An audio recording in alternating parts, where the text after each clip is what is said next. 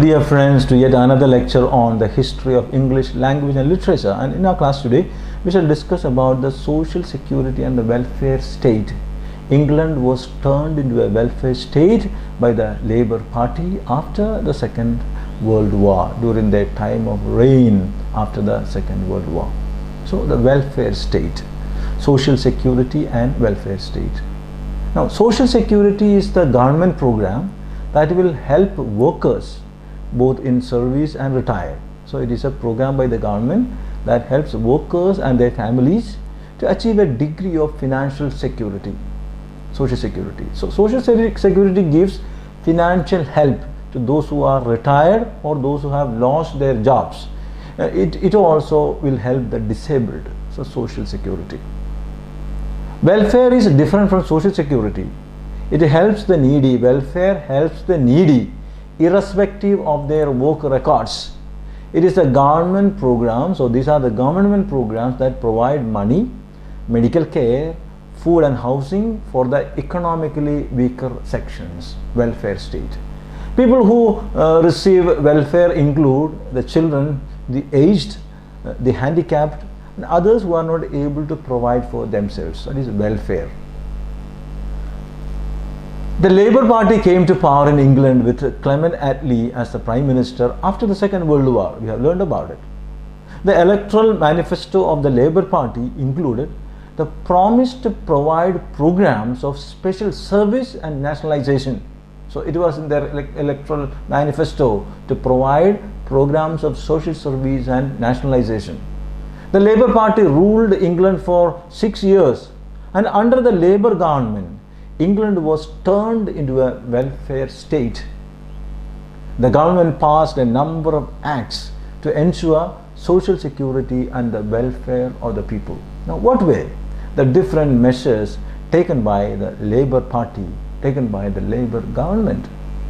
The measures taken by the Labour government were the following. We shall see some of the important measures that would turn England into a welfare state. The measures taken by the Labour Party which will turn England into a welfare state.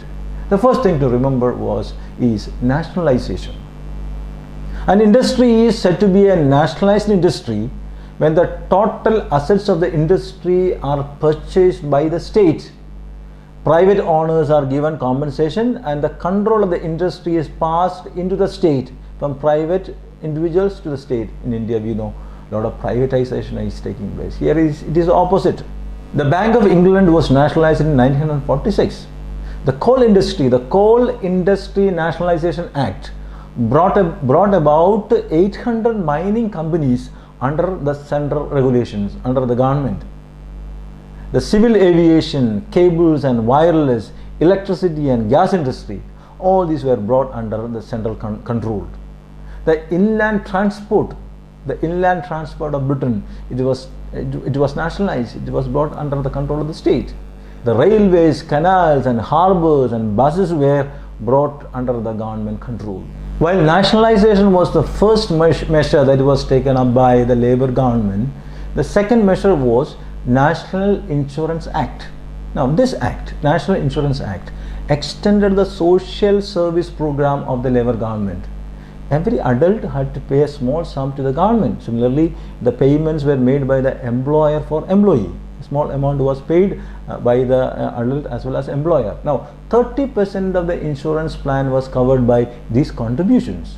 The rest of the 70% was made from general taxation. Under this national insurance plan, weekly payments were given during illness and unemployment.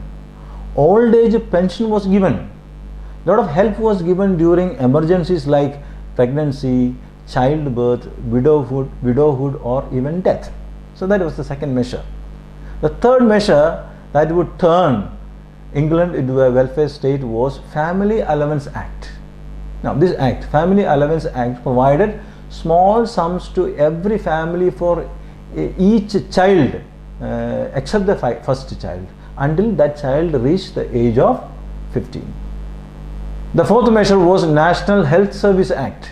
National Health Service Act. Now this act, National Health Service Act, provided medical and health services like free glasses, dangers and prescriptions for medicines, hospitalization, etc.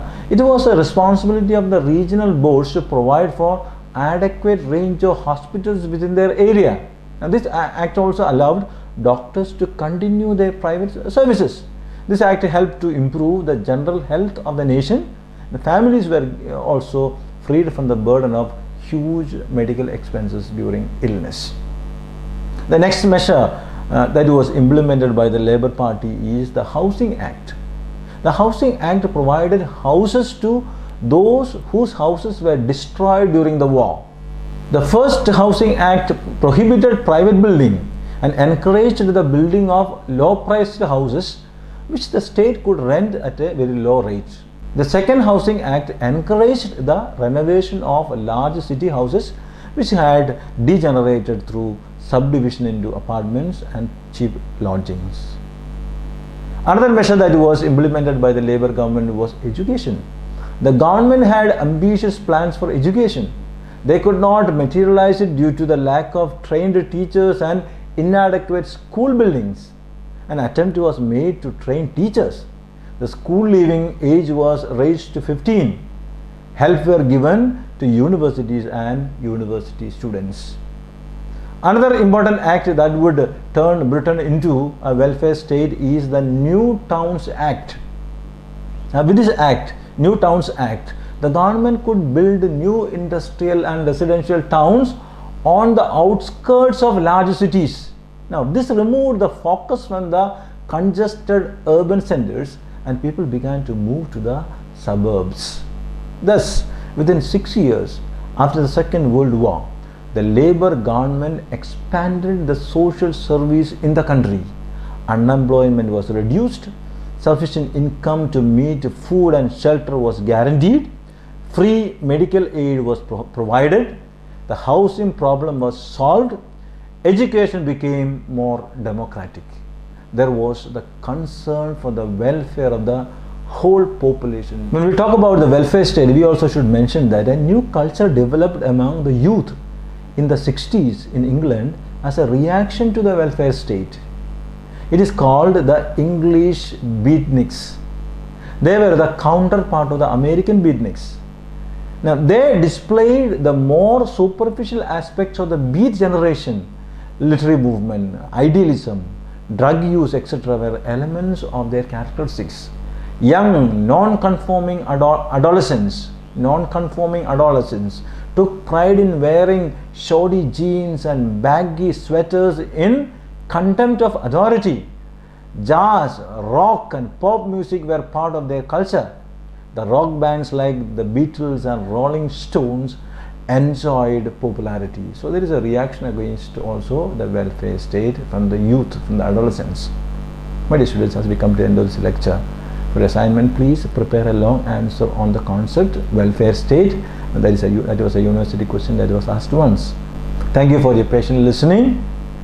Please have a joyful learning. Please stay safe at home. Thank you.